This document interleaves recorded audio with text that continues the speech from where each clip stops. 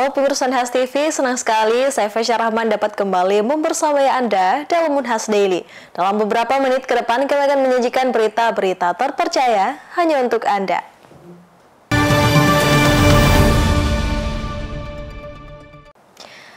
Pemirsa, penyusunan RUU Material Maju diproyeksi menjadi inisiatif strategis Komite 2 Dewan Perwakilan Daerah Republik Indonesia sebagai langkah memperkuat industri nasional dan mengurangi ketergantungan impor material strategis. DPD RI bersama Universitas Hasanuddin pun menggelar fokus group discussion untuk mendukung hal tersebut. Material maju atau advanced material dianggap sebagai kunci keberhasilan transisi industri nasional, mulai dari hilirisasi mineral, industri manufaktur, hingga transisi energi ramah lingkungan. Komite 2 Dewan Perwakilan Daerah Republik Indonesia yang membidangi pengelolaan sumber daya alam dan sumber daya ekonomi lainnya, menilai meski Indonesia kaya akan sumber daya alam, industri material maju belum berjalan optimal. Komite 2 DPD RI pun mengambil inisiatif strategis dengan menyusun rancangan undang-undang material maju. Langkah itu diawali dengan menggelar fokus group discussion di Fakultas Hukum Universitas Hasanuddin. Dalam FGD itu, sejumlah pakar dan akademisi dihadirkan untuk memberikan perspektif empiris dan strategis.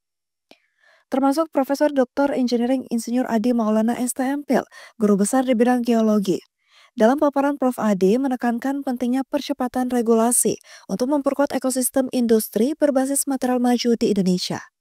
Kami dari Unhas itu siap ya, dan kemudian sangat mendukung supaya material maju ini nantinya bisa didorong untuk menjadi RUU, dan tentu saja nanti muaranya di undang-undang nanti ya, sehingga dia nanti akan memperkuat supaya apa? Supaya kita harus tahu bersama bahwa Indonesia ini ya, kita harus mencapai pertumbuhan ekonomi 8% ya di 2045. Nah, salah satu yang paling utama itu adalah industri manufaktur.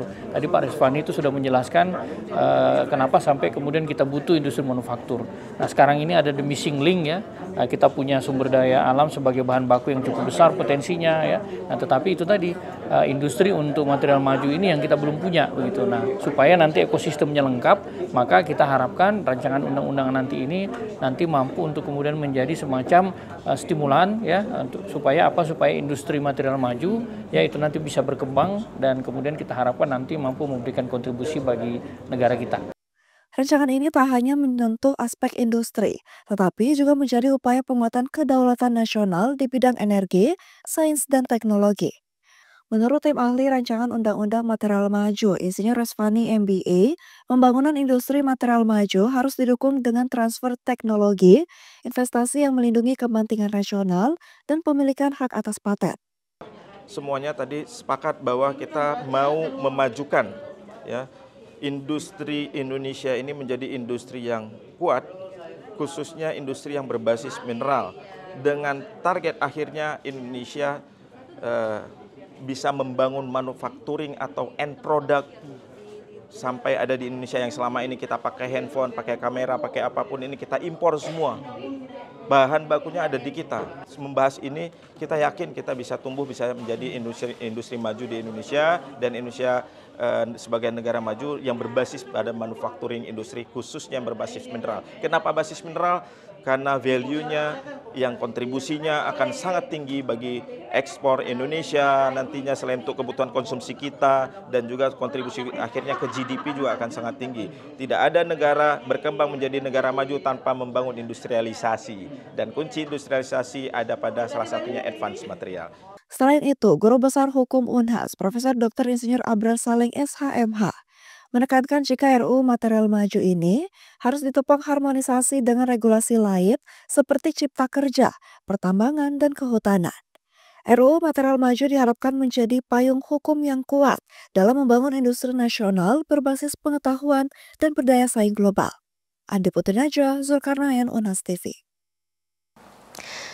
Pemirsa, layanan Medical Check-up atau MCU Ghost to Unit kali ini digelar di Fakultas Kedokteran Universitas Hasanuddin. Pemeriksaan dasar hingga lanjutan dilakukan di lokasi, sedangkan untuk pemeriksaan USG dan radiologi, peserta MCU dirujuk ke Rumah Sakit Unhas.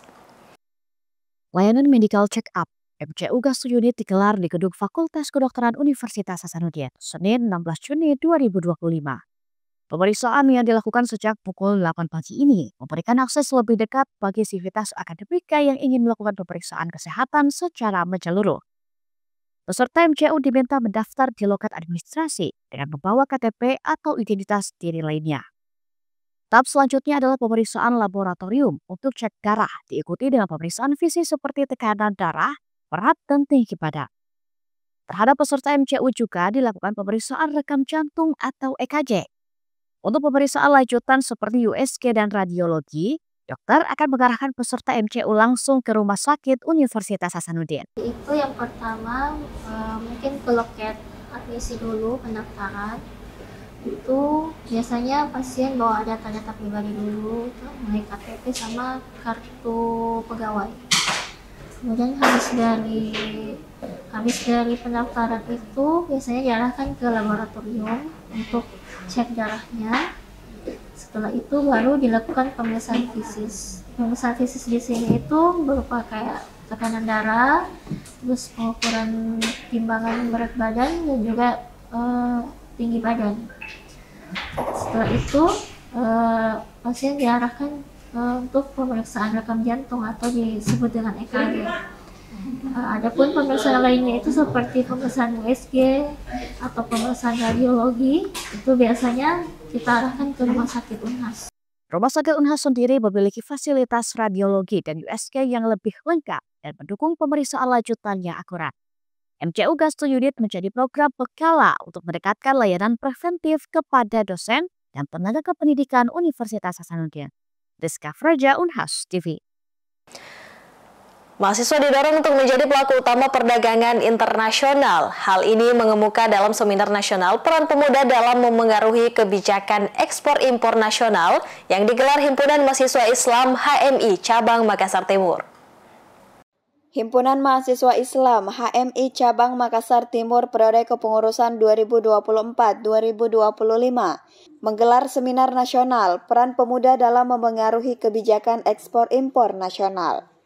Seminar yang dimoderatori oleh Wasekum Bidang Media dan Komunikasi Publik HMI Cabang Makassar Timur, Iqbal, digelar di Studio Unhas TV Senin 16 Juni 2025.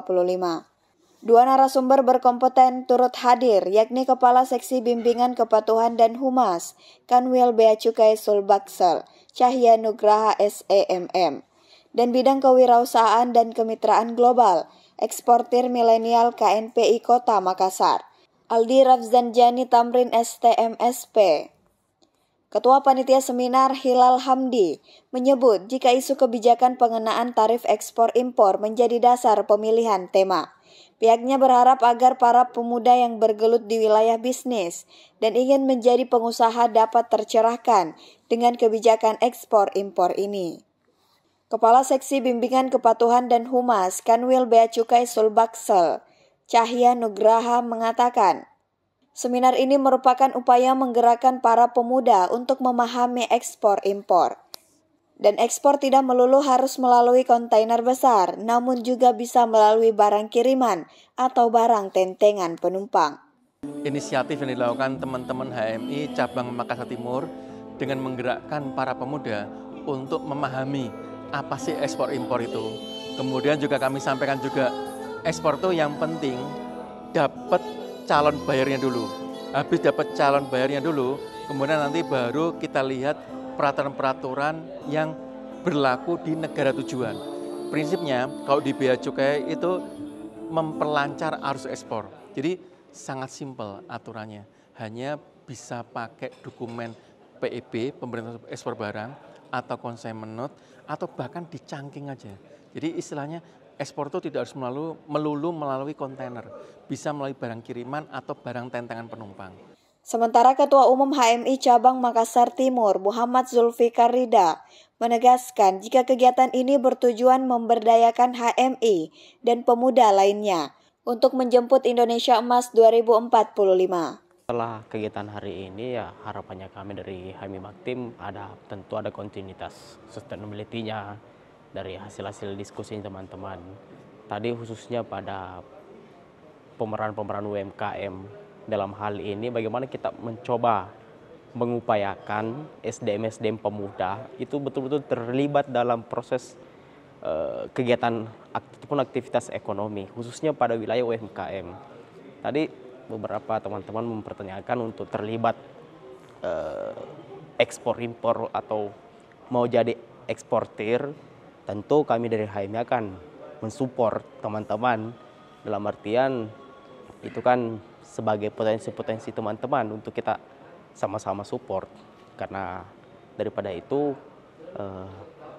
hadirnya daripada kegiatan ini, ya itulah harapan-harapan kita, bagaimana kita memberdayakan teman-teman HMI, teman-teman mahasiswa yang lainnya, dan khususnya pada pemuda-pemuda untuk menjemput Indonesia Emas 2045. Zulfikar pun berharap ada kontinuitas dari hasil diskusi, khususnya bagi para pelaku UMKM, para peserta seminar, dan para pengusaha.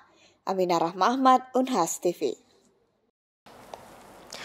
Pemirsa, ada sebuah perkampungan di Kota Makassar yang sangat syarat dengan budaya khas Toraja. Dihuni sekitar 2.000 jiwa, kampung ini terlihat lebih maju dalam bidang infrastruktur dan pekerjaan warganya jika dibandingkan dengan kampung lainnya di tengah Kota Makassar. Berikut liputannya untuk Anda.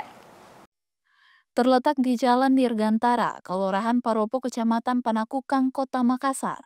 Kampung Rama dihuni 60 kepala keluarga atau sekitar 2.000 jiwa.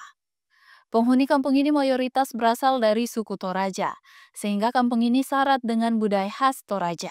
Memasuki kampung dengan 10 rukun warga ini, mata langsung disambut oleh gapura cantik yang menjadi ikon pintu gerbangnya. Jalanan tertata rapi dan deretan rumah warga terlihat bersih serta serasi, menjadikan Kampung Rama tampil berbeda dari banyak kampung lainnya di tengah Kota Makassar. Di sepanjang jalan juga berjajar rumah makan yang menjajakan makanan khas Toraja.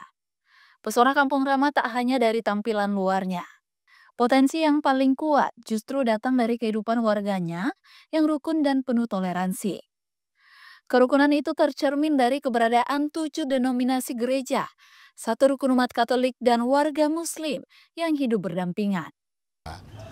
Jadi ada beberapa versi. Ada yang mengaitkan bahwa Rama ini yang berada di Bibel, di Alkitab, bahwa ada di dalam Alkitab itu ada kampung Rama. Ada yang mengatakan bahwa Rama ini Rente Pemakale. Jadi ada beberapa versi yang ada. Jadi ya kalau kita itu bahas, ya kadang saling mengkomplain bahwa itu Rama dulu karena begini namanya Rama begini. Jadi saya biasa mengatakan bahwa kenapa itu yang dipersoalkan. Tidak perlu dipertentangkan persoalan begitu, tetapi ya marilah kita menerima bahwa ya sudah itulah Rama itu adalah kalau kita identikkan dengan keadaan kita, ya Rama itu adalah orangnya yang baik, orangnya yang sejuk, yang damai, ya itu yang kita inginkan.